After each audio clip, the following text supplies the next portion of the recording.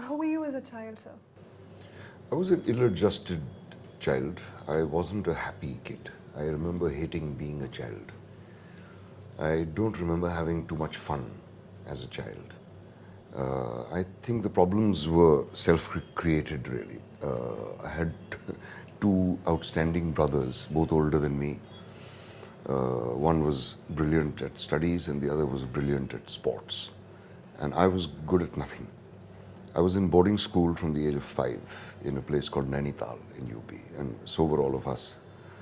I was the last one to join that school, and so to an extent I was protected because I had two older brothers, but it also created a terrible lack of self-esteem. I have report cards of kindergarten and class 1 and class 2 still, in which I stood first or second or something like that. I have another one of class 9 where I stand 50th in a class of 50. I don't know what happened in between. I was a bright kid. I remember being in class 2, being one of the first to figure out that laughing was spelt Laughing. A lot of my other classmates couldn't understand why. But something happened to completely dispel my interest in books and classrooms and studies and so on.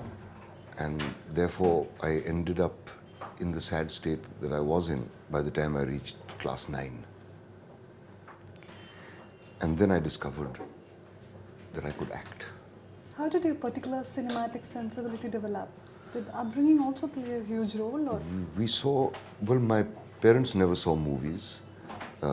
We used to see a lot of films in school, in the school I was. Now, that was my true education in that school. My dad had sent me to this school. It was a rather expensive school. He could scarce afford it. But he sent the three of us there, hoping for the best education that money could buy. In fact, my real education in that school happened because of the films we saw.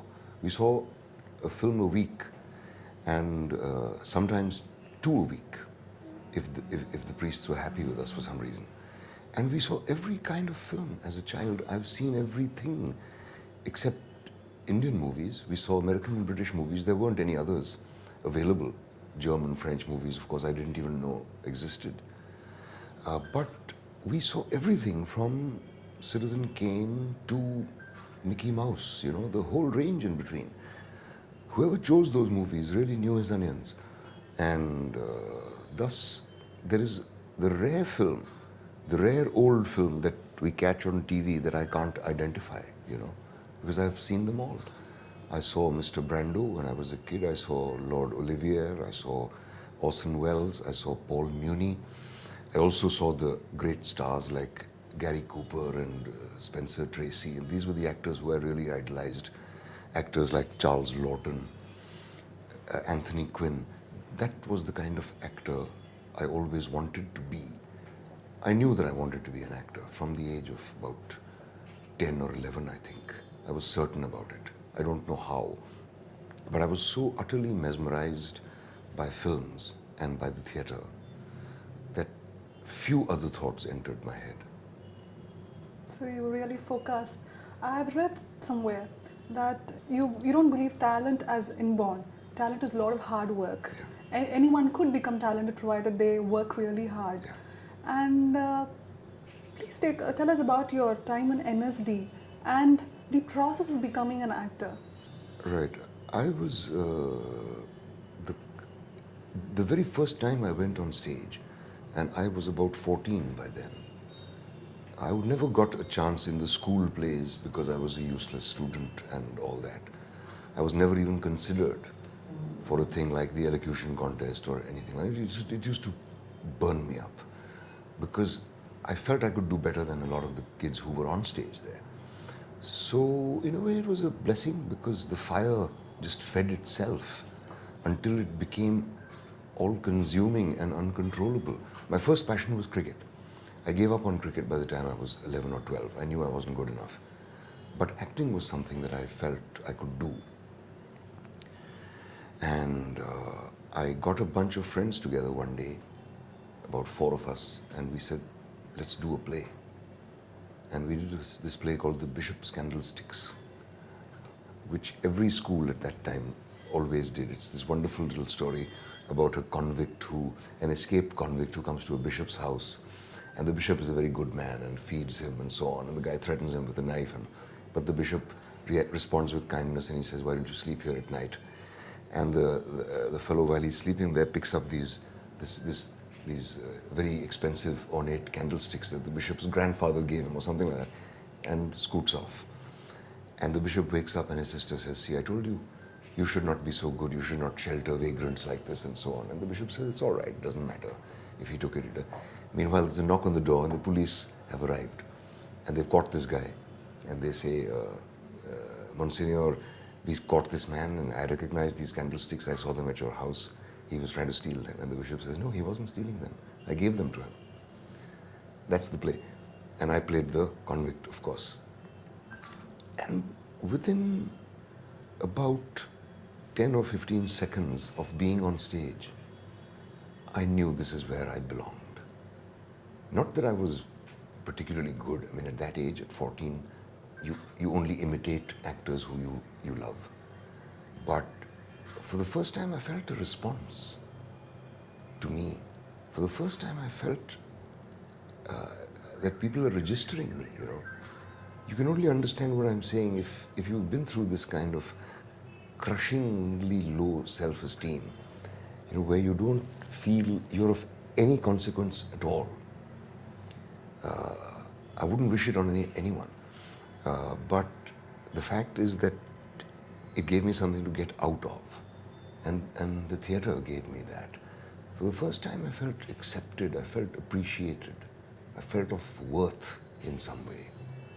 So the gift that theatre has given me is something which I cannot repay, and my continuing to do theatre is not out of a sense of obligation or a tremendous sense of commitment or anything.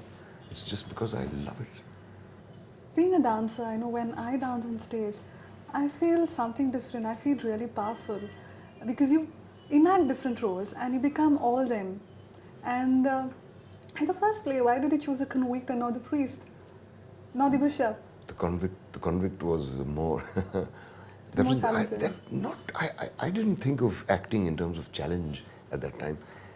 It sounded like more. It seemed like more fun to do, and that was the kind of part that I was dying to do. You know, I needed to express this angst that was burning in me, and playing the convict gave me the opportunity to do all that, you know, in public.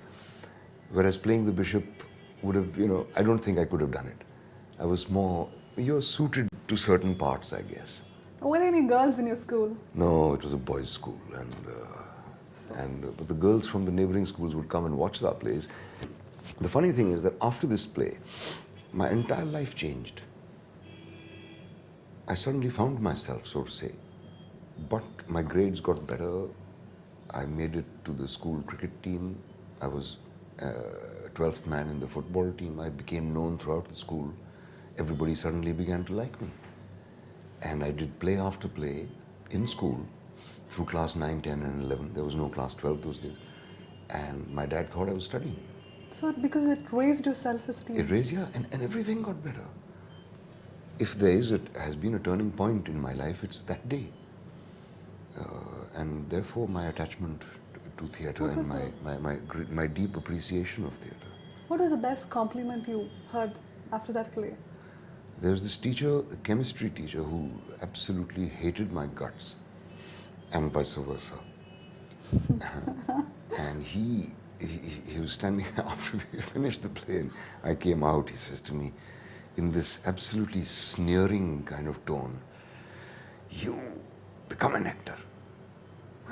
You know, it was said with the tone that, you know, is normally reserved for you are going to beg on the streets. You know, you become an actor.